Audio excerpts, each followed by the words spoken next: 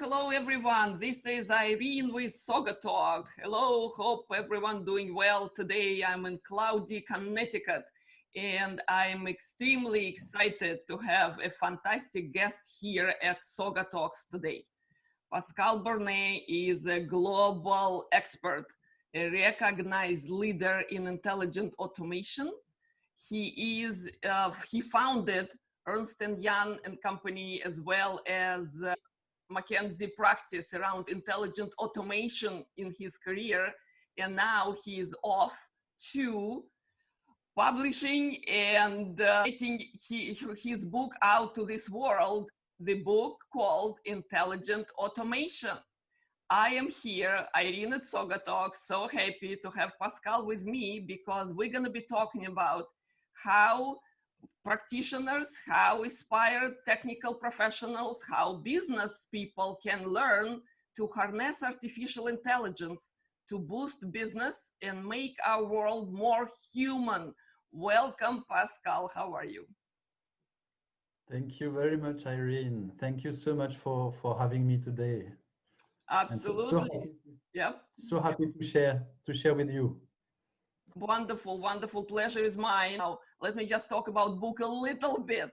So what I know, it is an Amazon bestseller already. All proceeds go to charity. This is a fantastic undergoing, and I see some testimonials coming out already, and I see how high Bernard Marr appreciated the book, saying it's one of the most important books of our times. I see Gardner saying this field guide is essential reading, and Forrester, this book needed to be written.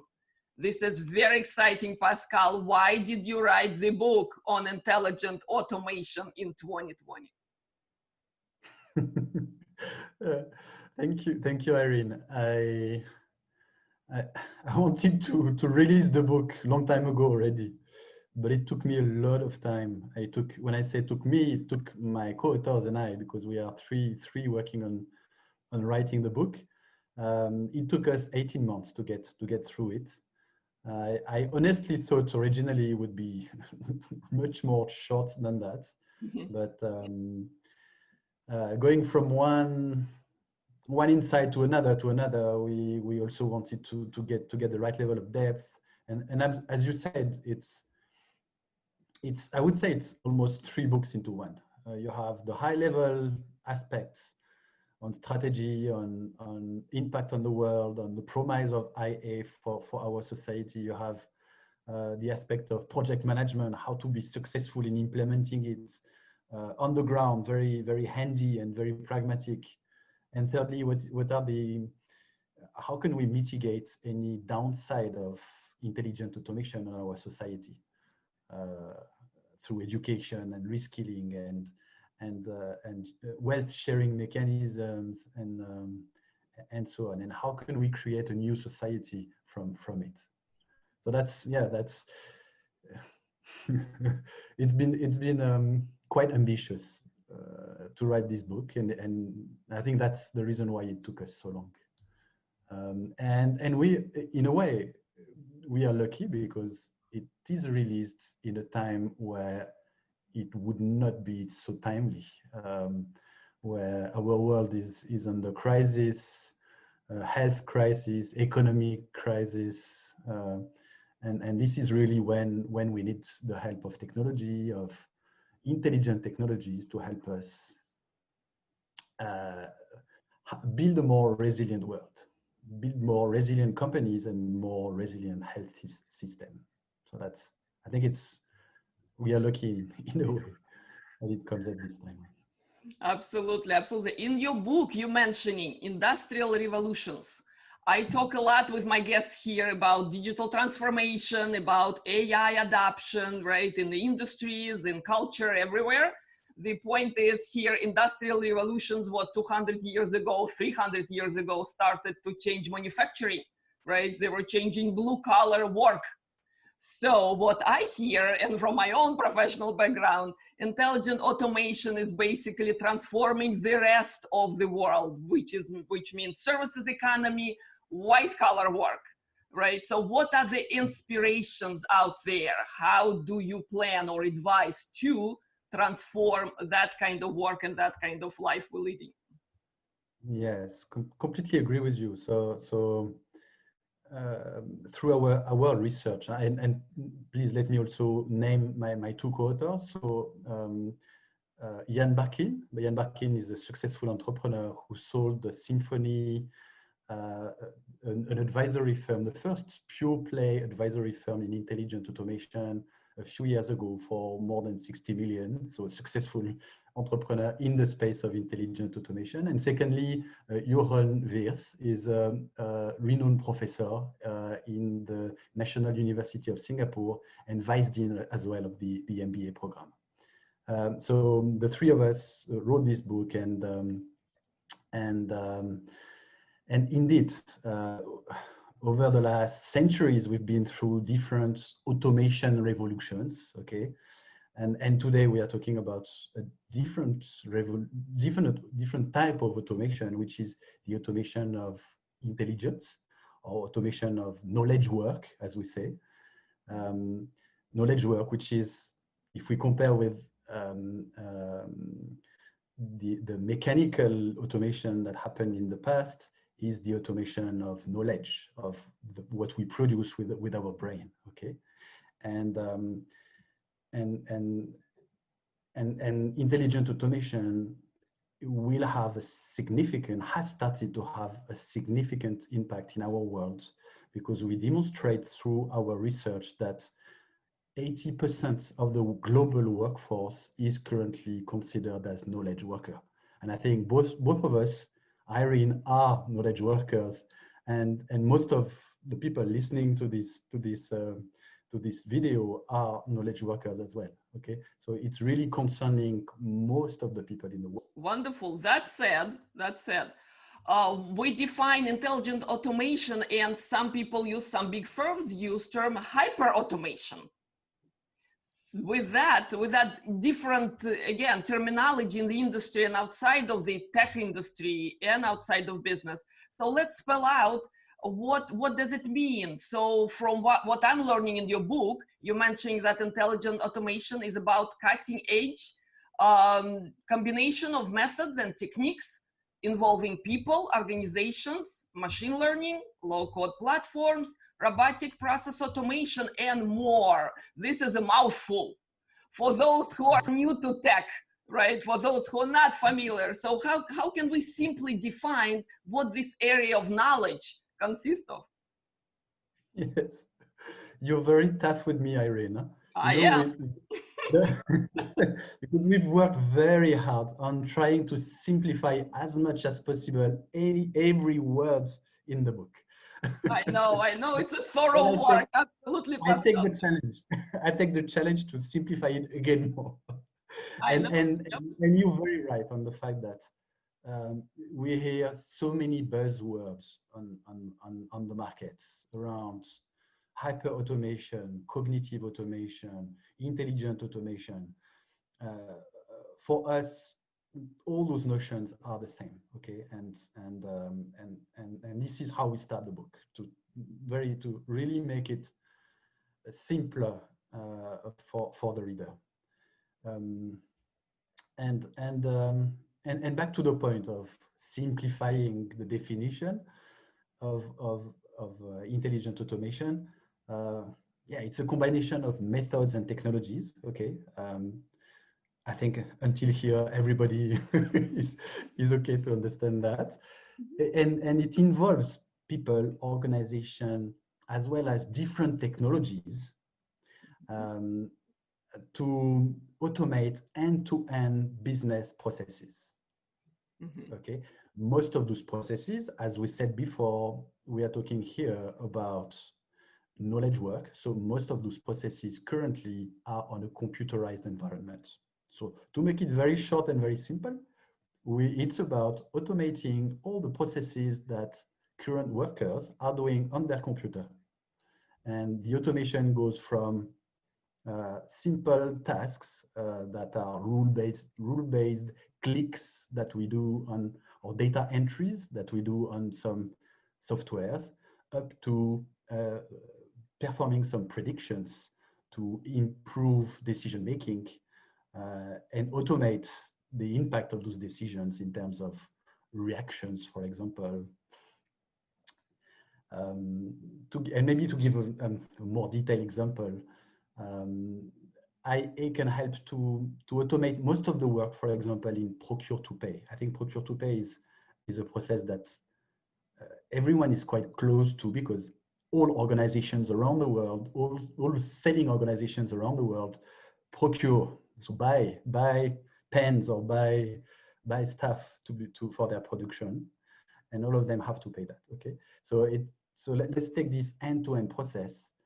It goes from the selection of vendors to sending the orders. All this, of course, can be automated through intelligent automation.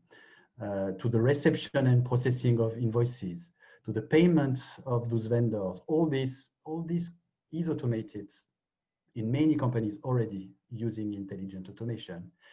And to automate so many different tasks, we need to use different technologies.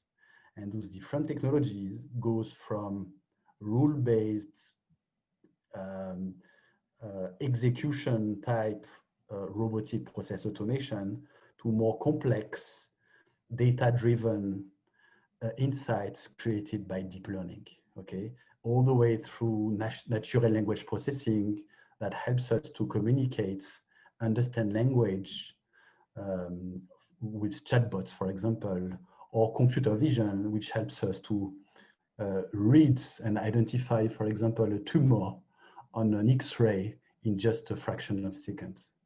Okay, so combining those different technologies, we're able to help lawyers, physicians, call center operators, and any one of us, again, on this discussion are knowledge workers and can benefit from IA.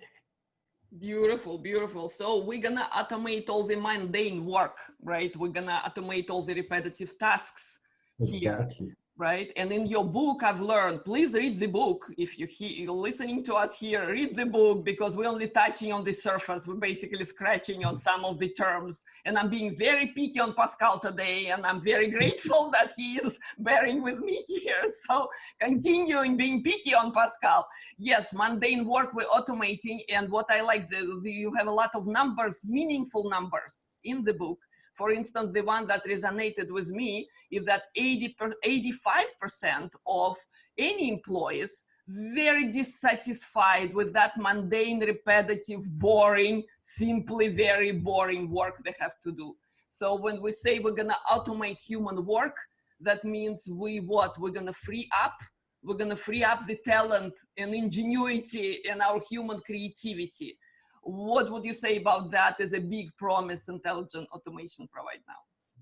Exactly. So I think we demonstrate in the book that companies have been talking about customer experience for the last 10 years. Mm-hmm. And now we think that the successful companies will also have to talk about employee experience as a key strategic components of their success. And I think it's even more true in our world today, in our context of crisis, where employees have to work remotely. And we've seen that the companies who've been successful going through the crisis have been those that took care of their employees, that took care of motivating them, of protecting them from what's happening. So I completely agree with you. I mean, when we did our research, we were very surprised by this. 85% of employees worldwide are not fulfilled by their work. They think it's too manual, too repetitive, too tedious. IA can help to solve a large part of this issue by freeing up those employees from repetitive transactional activities that are boring activities that nobody likes to do. I mean, nobody likes to key in invoices in an accounting system for 8 hours during the day. I mean, it's and so IA helps to take this work out and helps to to refocus those people on more value add activities and more exciting activities, okay? The ones that involve insights, creativity, connection with the others. On top of this, IA helps to augment those people, to augment us, transforming us into superhumans, giving us the capacity to generate insights from millions of data in just a fraction of seconds. Again, to identify a tumor on an X-ray in just a few seconds with almost no error rates. Yep, absolutely. And so we talked about benefiting employees and just making humans' life better, right? There's also aspiring theme throughout the book, how we can save lives, how we can end hunger, how we can actually educate and democratize knowledge across humankind. So what's the big promise there? Yes. I really love those topics. You know, it was really great to go through all this research. And so IA has the potential to save millions of lives. From our estimations, it's 10+ million per year that we could save. How could we save that? Using IA for clinical trials, for disease diagnosis, to avoid medical errors. So this is for in the more developed countries. In the emerging countries, it would be also about reducing deaths from preventable causes. For example, do you know that 1.6 million people around the world still die from diseases related to diarrhea? That's crazy. I mean, so those preventable causes in developing countries, and those developing countries also miss other issues like the shortage of physicians. About more than 4 million physicians are missed in the world. Okay, and what IA enables is, for example, remote diagnosis. Is, for example, applications that help to perform those diagnoses directly on a smartphone. An application that is called tissue analytics, for example, helps to instantly diagnose chronic wounds, burns, or skin conditions just by taking a picture from a smartphone. That's amazing. Yeah, wonderful for the world. Truly wonderful, fantastic. We also demonstrate that our world today is losing a lot of money. It's losing more than $10 trillion per year. We are losing, the world, we are losing this money through frauds, through errors, medical errors, through accidents, like work-related accidents due to stress. Human errors, right? Human errors. Human errors, correct. Human errors, for example, in the medical space. And it can be errors not only of, I mean, not healing someone the right way, but it can be also errors in invoicing or in administrative tasks. Okay, that cost a lot of back and forth, or that costs money to go in the wrong place. If you sum all those issues together, it's $10 trillion per year. $10 trillion per year is the cumulated global budget of health plus education. So what I mean here is, if we can free up those 10 trillion thanks to the use of IA, we could double those budgets, double the budget of health, double the budget of education. That would be wonderful for the world. We did also some research. What would it cost to eliminate hunger, eliminate famine in the world? And it would cost 7 trillion. So we could, with this money, remove forever from our vocabulary the word famine. I mean, yeah, I mean, we've been passionate by those findings and very happy to share. Absolutely, absolutely. And once you inspired all of us and everyone who is touching the book, who is remotely interested in making those changes, so you get very practical in terms of how to start on that road. What are the low-hanging fruits, I would think, on your journey? So where would you begin this conversation with company who are inspired but don't know where to start? Uh, so that's a good question,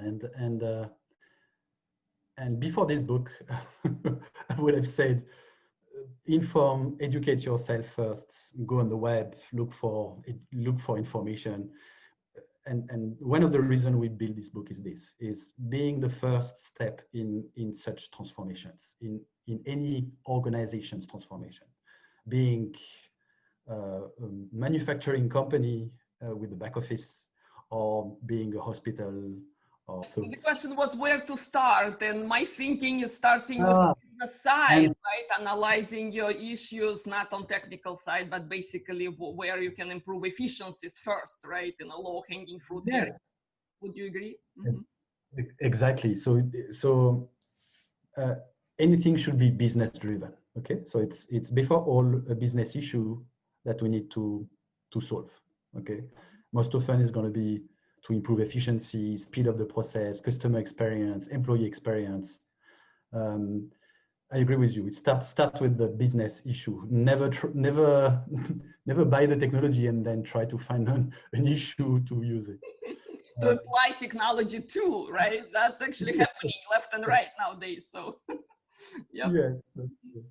And you know, we've always had this question, which is when you meet with the CEO, you explain what is the power of IA, what are the benefits it can bring for the company of the CEO, and the first question from the CEO usually will be, okay, where do I start? And to answer this question right away, we've worked with some key contributors to the book on building the largest library of IA use cases publicly available in the world.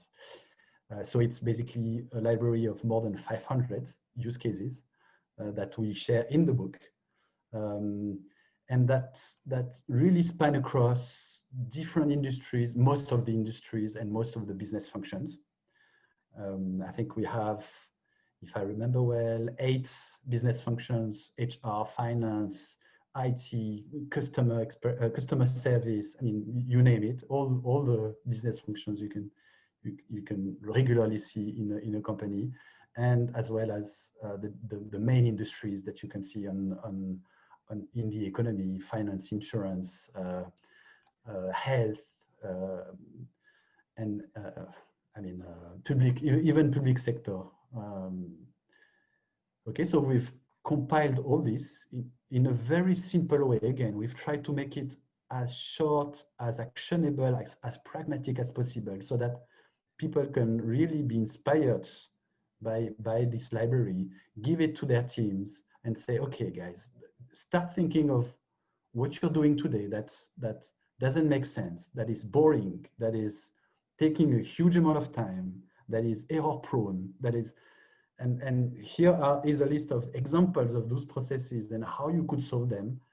Think about it and come back to me with a list. And where to start with is basically starting with identifying a list of those opportunities, of IA opportunities.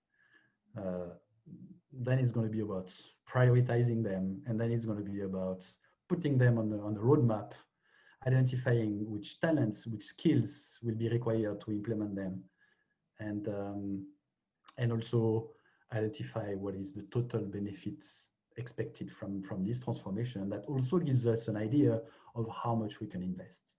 And usually this type of transformation get a return on investment of less than a year.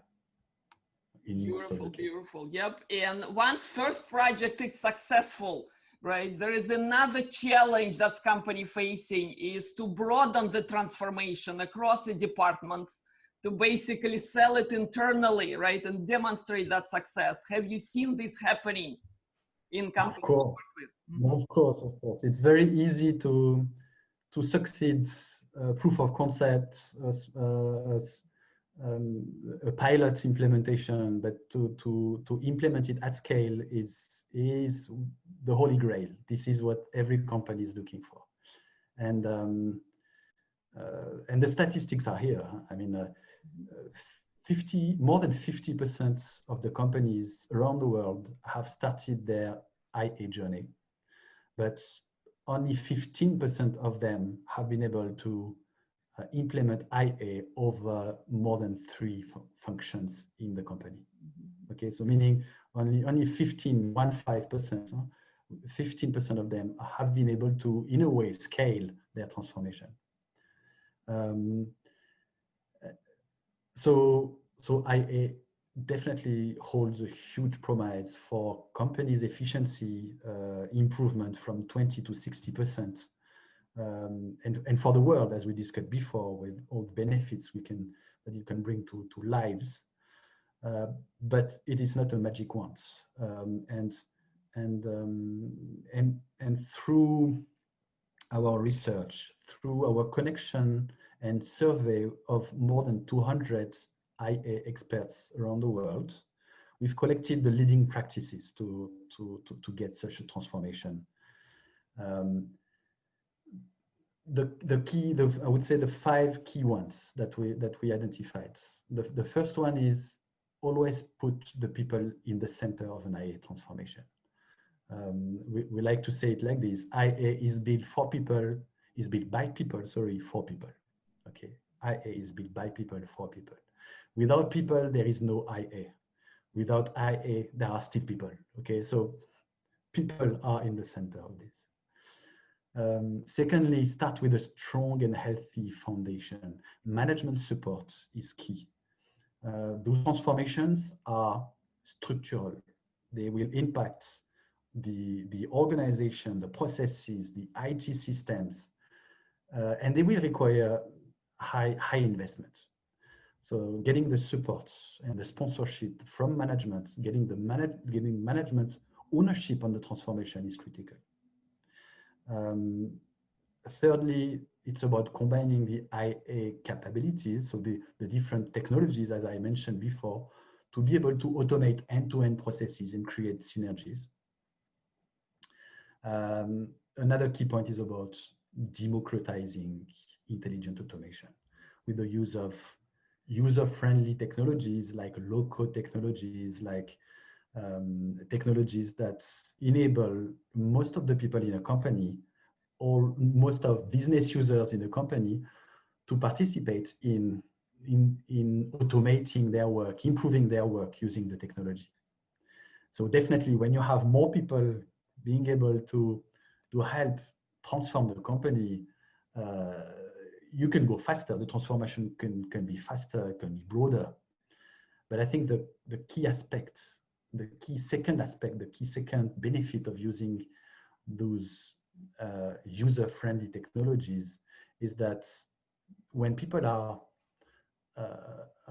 able to automate their own work, improve their own work, have an action on the transformation, they start to own the transformation. They start to be part of it, and all this, when all the people are in this mindset, it really helps to change the culture of the company, moving it to a culture that promotes automation, digitalization, basically the future. Okay.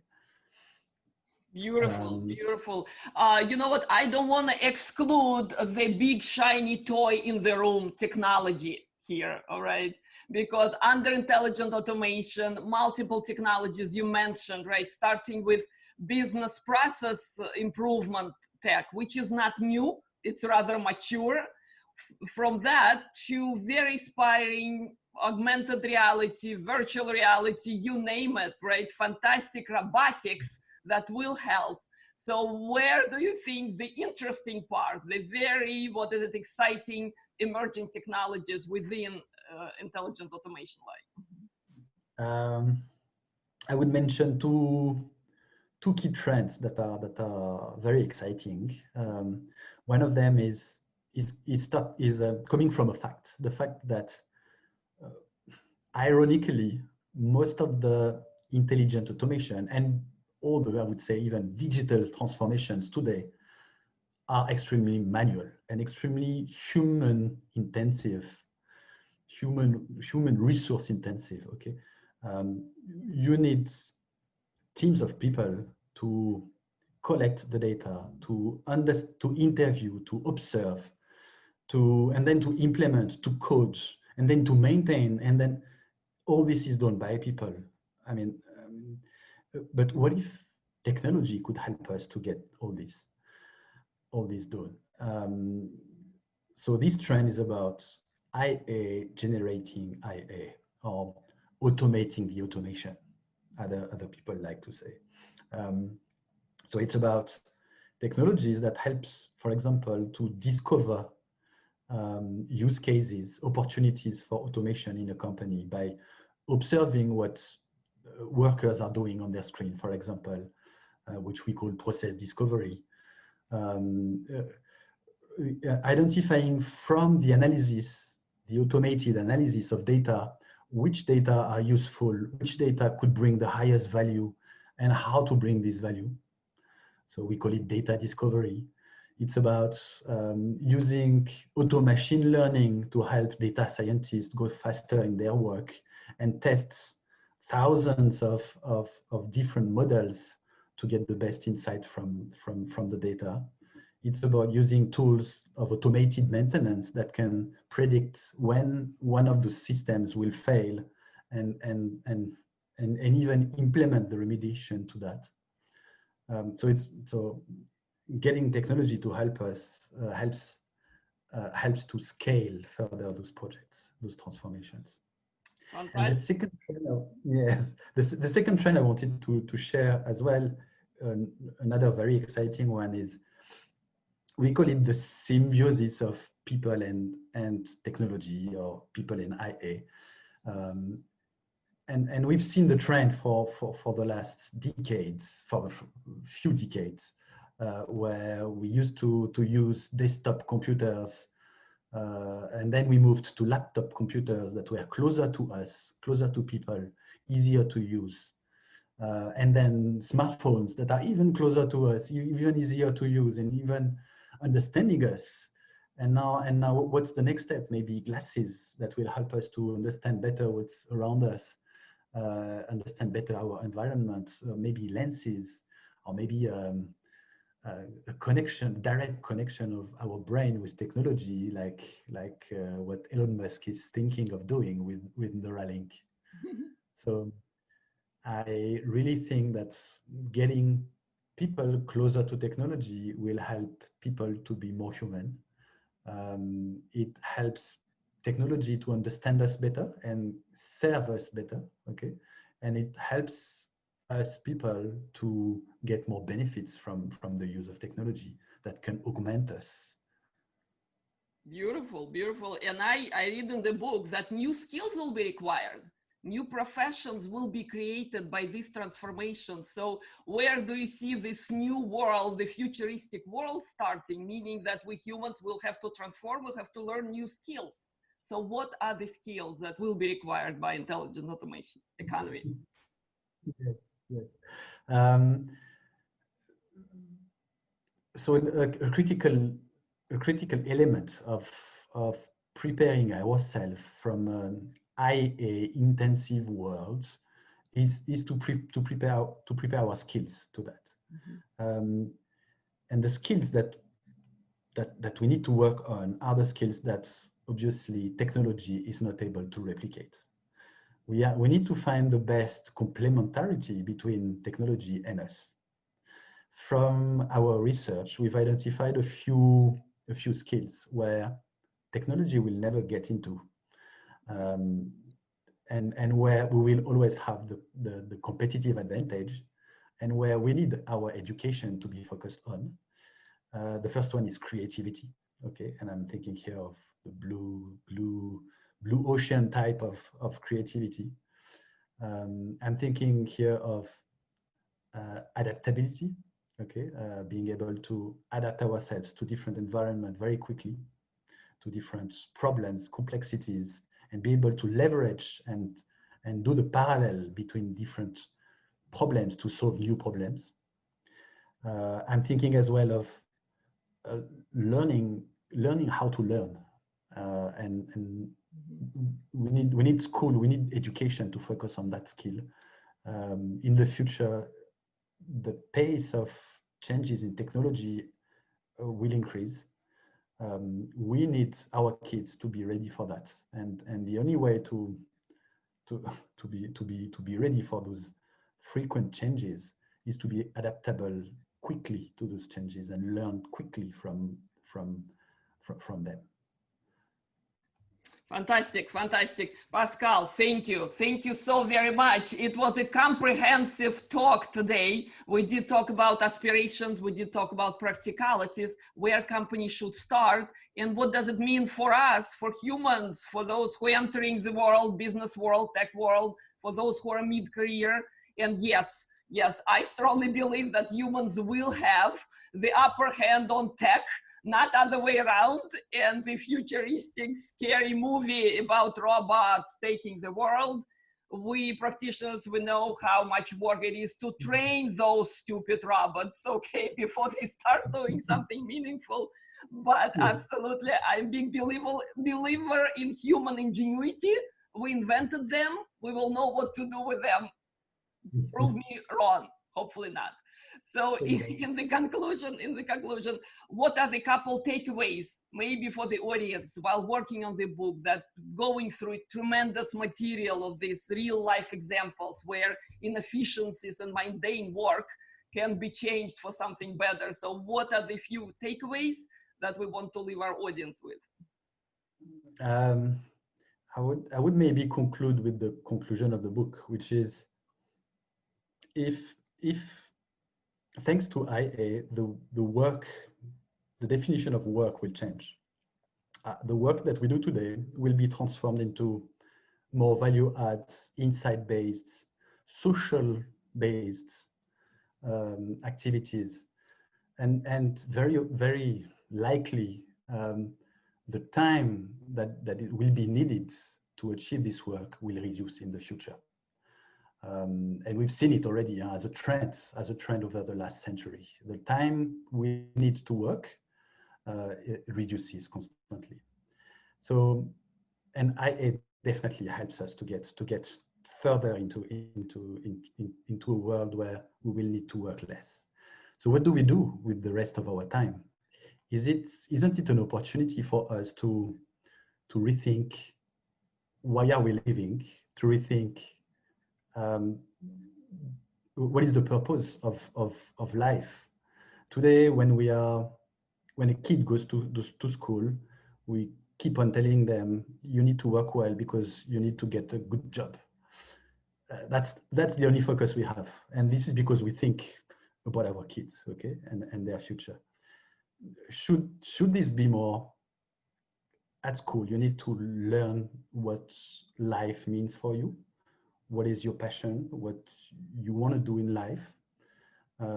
Thinking that work won't be the same as time demanding as it is today, and this would give all of us the opportunity to focus on what really makes us human, which is helping the others, taking time for us, which is taking care of our planet, which is love, simply love, as Kai Fu said in his book. And those points are points that technology will never get to. And those are really the points where we need to focus, that what really makes the meaning in a life. Thank you. Thank you, Pascal. Absolutely. So I am inspired. So I will invite the audiences here to go and learn more in the book, because we only touch the surface of the big issues and big promise and big opportunity to solve the present issues. Pascal, thank you. Thank you so very much.